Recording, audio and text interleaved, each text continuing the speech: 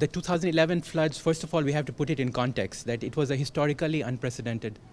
event in terms of you had Cyclone Nocten and Cyclone Haima hitting in quick succession. So that is one problem. And then, of course, the October and November flooding in 2011 was way above the historical average. So it creates a very unprecedented situation. And one of the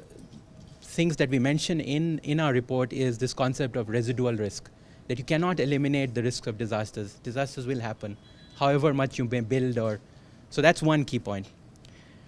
We think that the Thai government actually responded pretty well on many fronts. The relief and recovery efforts, I think, were on a massive scale. The post-disaster needs assessment was done very quickly in terms of, with other countries, we haven't done it as quickly as we've done it here. And it was a partnership between the government of Thailand, the United Nations, and the World Bank. So that figure of 48 billion that you see quoted in terms of damages, that comes from that report. Now, in terms of the challenges going forward, as I mentioned, we think there are three. One is that the 11.5 billion that has been earmarked for making Thailand less susceptible to flood risk, how do you prioritize the investments within that? There's a long list of investments. How do you decide which one is the best? So that is one area which I think needs a lot of attention. And we would be happy, as Chanin mentioned, to work with the government of Thailand on that. The second issue, and I think, again, a difficult one, is on the institutional and legal side. We find the report that Chanin has led that there are more than 30 laws related to water in Thailand. Now, that means fragmentation institutionally, lack of coordination.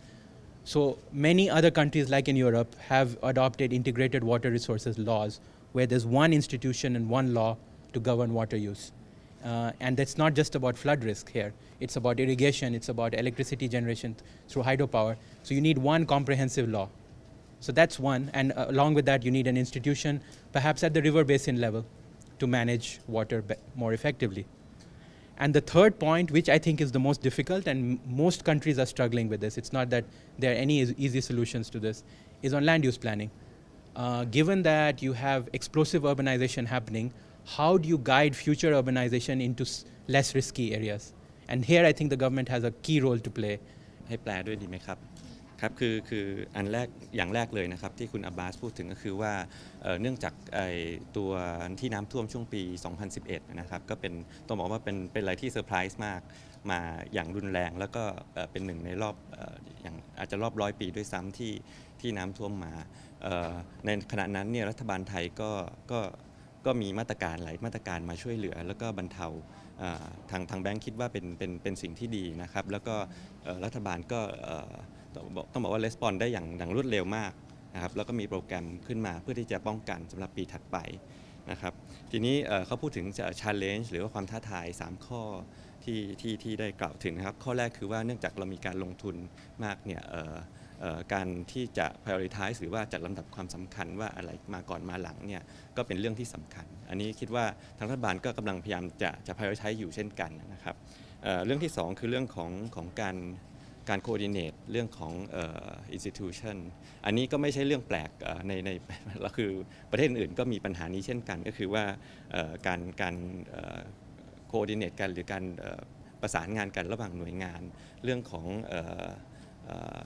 institution หรือกฎหมายต่างๆที่เกี่ยวข้องเนี่ยมันก็มี challenge อีกอันหนึ่งที่ถ้าเราทำให้มันเป็นอันหนึ่งอันเดียวกันได้เนี่ยก็จะช่วยได้เยอะนะครับและอันที่3คือสิ่งที่ยากที่สุดเลยก็คือเรื่องของ land use planning นะครับก็คือว่าถ้าเราเนื่องจากแล้วเราอาจจะย้อนกลับไปที่รีพอร์ตของคุณอับบาสเองว่าในที่ต่างๆเนี่ยเมืองเนี่ยโตเร็วมากนะครับแล้วก็เวลามีภัยพิบัติเนี่ยคนที่อยู่ในเมืองหรือพื้นที่ชุมชนเนี่ยก็จะถูกกระทบมากเช่นกันเพราะฉะนั้นเนี่ยการวางแผนการวางว่าคนจะอยู่ที่ไหนที่อย่างเช่นในเมืองไทยก็จะมีเรื่องของการผลิตนะครับมีพวกอุตสาหกรรมต่างๆอยู่ที่ไหนเนี่ยก็เป็นเรื่องที่สำคัญเช่นกันนะครับก็เป็น3ข้อที่คุณอับบาสเน้นว่าเป็นความท้าทายครับ And if I could just add one example, because in my opening remarks, I talked about putting the community at the center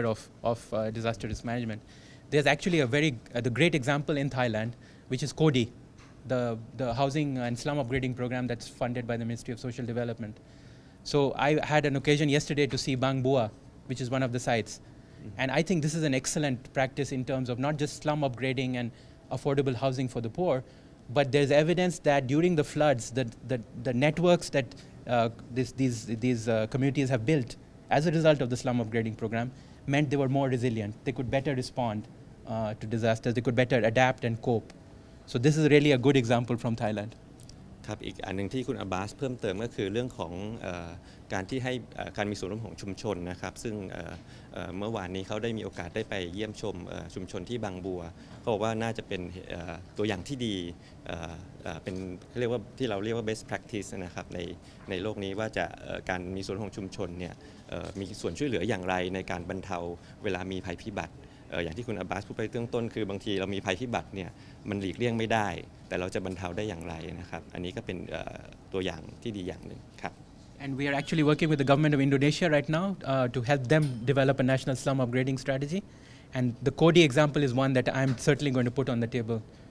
for them to look at closely as global good practice. ครับซึ่งเรากำลังทำงานกับรัฐบาลอินโดนีเซียในเรื่องของ slum upgrading นะครับและเรื่องของการมีส่วนของชุมชน